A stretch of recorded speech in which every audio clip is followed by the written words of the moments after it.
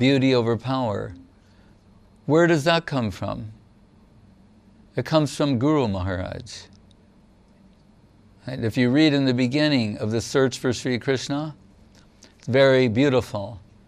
I mean, I got to place it there. Why did it appear there? Did I put it there? Or was I used by something higher power to place it there? I would subscribe to the latter. I don't know anything about Krishna consciousness. But Guru Maharaj, offering ourselves in service to him and his conception, something appeared there. So if you look in the very beginning, what does it say? Beauty is the ultimate controlling principle. It's greater than power. So thematically, Guru Maharaj, he has certain themes, seed concept themes that he revisits continuously. One is form versus substance, or substance over form. Okay?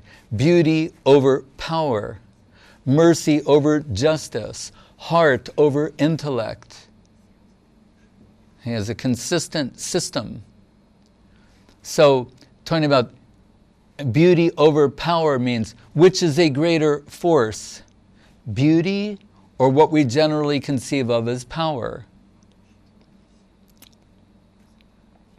So there are so many examples in history of the most powerful man coming under the sway of a beautiful girl. There are historic examples of this all over the world, north, south, east, and west. The most powerful man comes under the control of the beauty of a young girl. That's an example of beauty over power. When people conceive of God, they think the highest conception of God generally is the Creator, who created the world and the universes, and always Creator, Creator. And we had this discussion in China, how in Krishna conception, creation is a secondary function.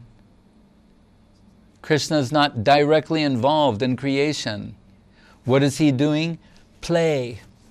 Or you say Deva Moi. You know what Deva means? The general word for Deva means God. Deva, Devi, God, goddess. But not when applied to Krishna. What Deva means is playful. And not only playful, but divine love pastimes, that type of play. Divine love play. That's one who's called Deva. Deva Moi means Srimati Radharani, who's supplying all the divine love play to Krishna. It is about Madhura Rasa. Krishna, creation is a secondary function performed by a part of his expansion with his eyes half closed. Like we say in this world, when people think there's something, they go, I can do that with my eyes closed. Yeah, you can do that with your eyes closed. Like the two Russian pilots who made a bet. You know about this? One Russian pilot said, I can land this plane with my eyes closed. Well, things didn't go as planned. So they either crashed or overshot the runway. But it's generally an expression. I can do this with my eyes closed. You can do those kind of things, or maybe not. Mahavishnu generates innumerable universes out of his pores with his eyes half closed, half asleep. He's lying in yoga nidra with his eyes half closed, half asleep, and his glance is personified as Shambhu Shiva, full of the sum total of jivas, and they're impregnated in the material nature. While he's doing this, what is it? Yashai condition Tavalamba. No, that's another one. Vishnu Mahan, Kalavishesho, Brahma Sangita. Vishnu, Yashaika Tavalamya. I can't recall the sloka right now. But so in his outward going breath, 150 trillion years, innumerable universes appear. He can do it with his eyes closed.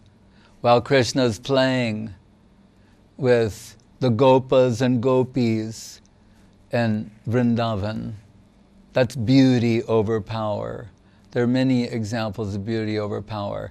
Krishna over Ramachandra, Krishna over Vishnu. The ultimate conception of the ultimate reality is beauty. And as Guru Maharaj says there, beauty is the ultimate controlling principle.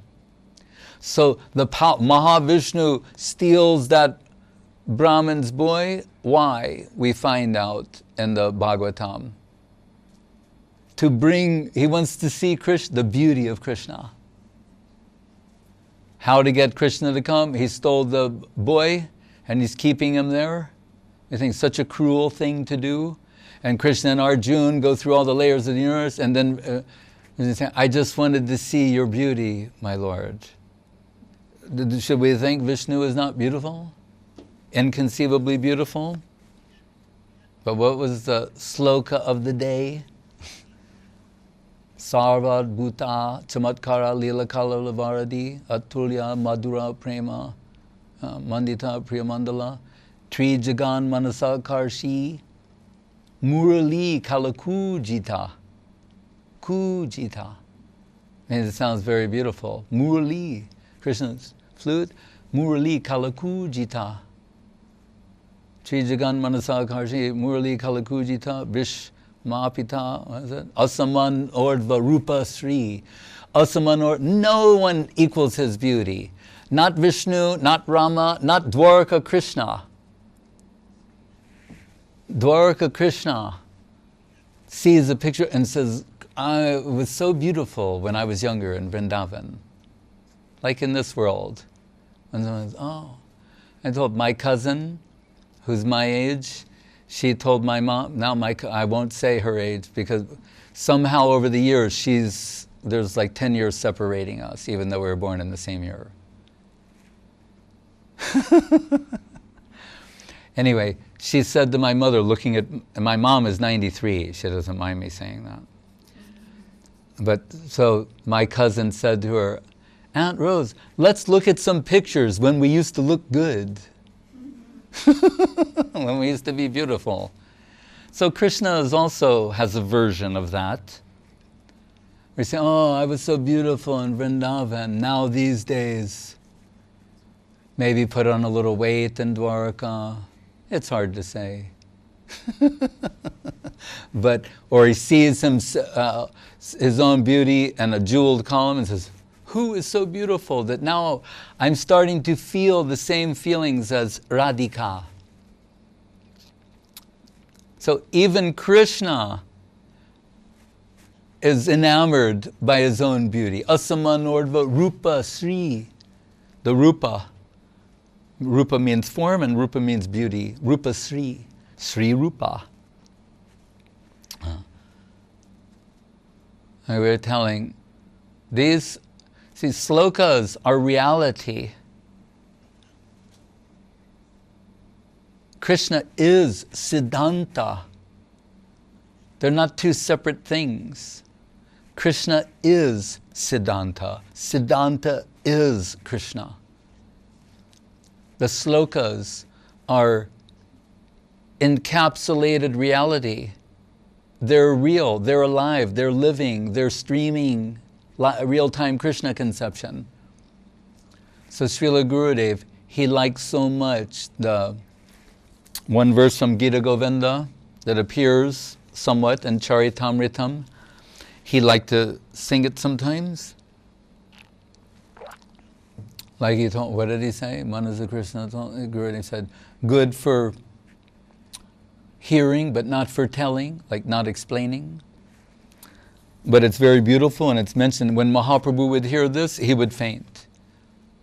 Lalita lavanga lata parishilana kamala malaya samire Maru karabi kara karambita ko kilakuji kunja kutire.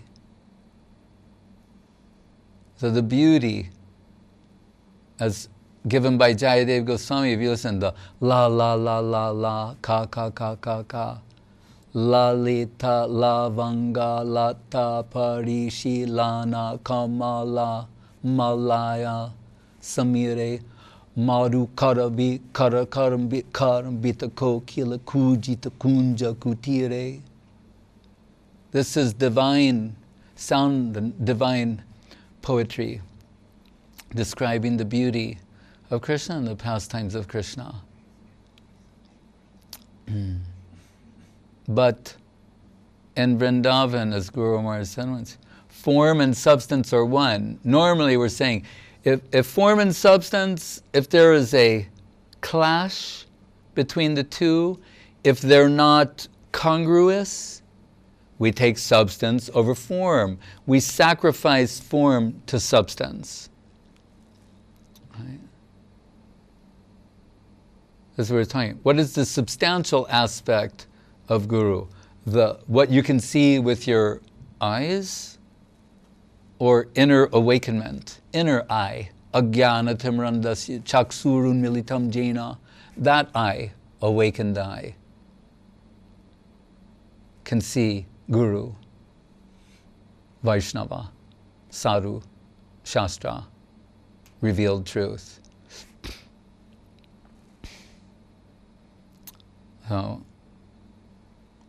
form versus substance, beauty over power.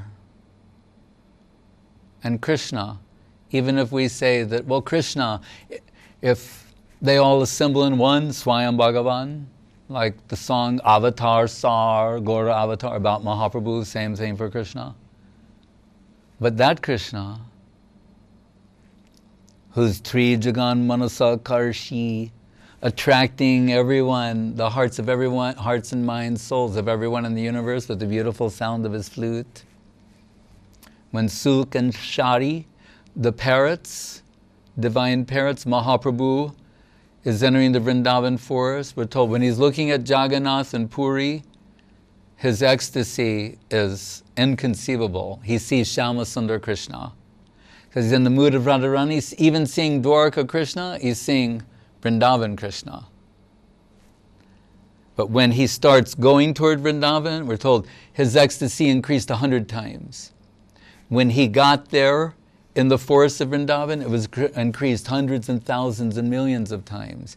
And in that forest, in his divine madness, on his fingers appear the parrots, Suk and Shari, the male parrot and the female parrot.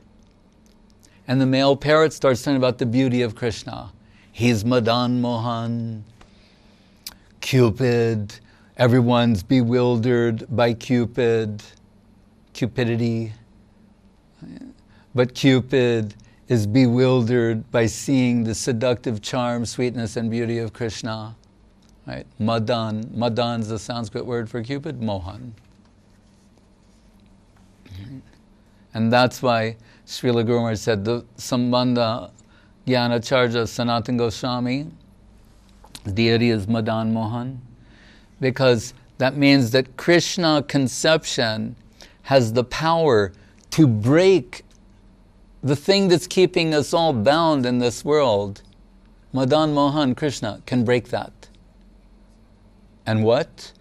From Madan Mohan to Govindadev to Gopinath, and so break the mundane erotic enslavement and offer entrance into erotic potential in the supreme reality.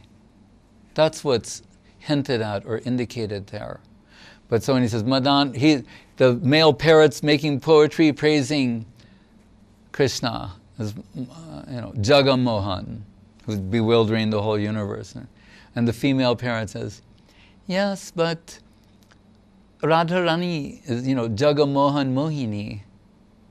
She has the power to capture Krishna.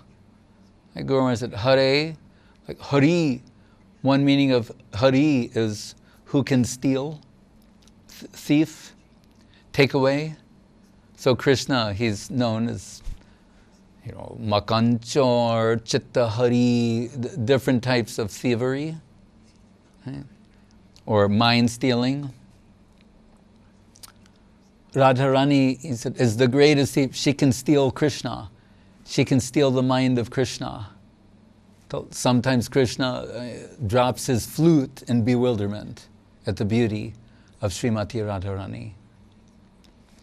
So the female parrot praising Radharani, and then the male parrot, but Krishna, Cupid is bewildered by the beauty of Krishna.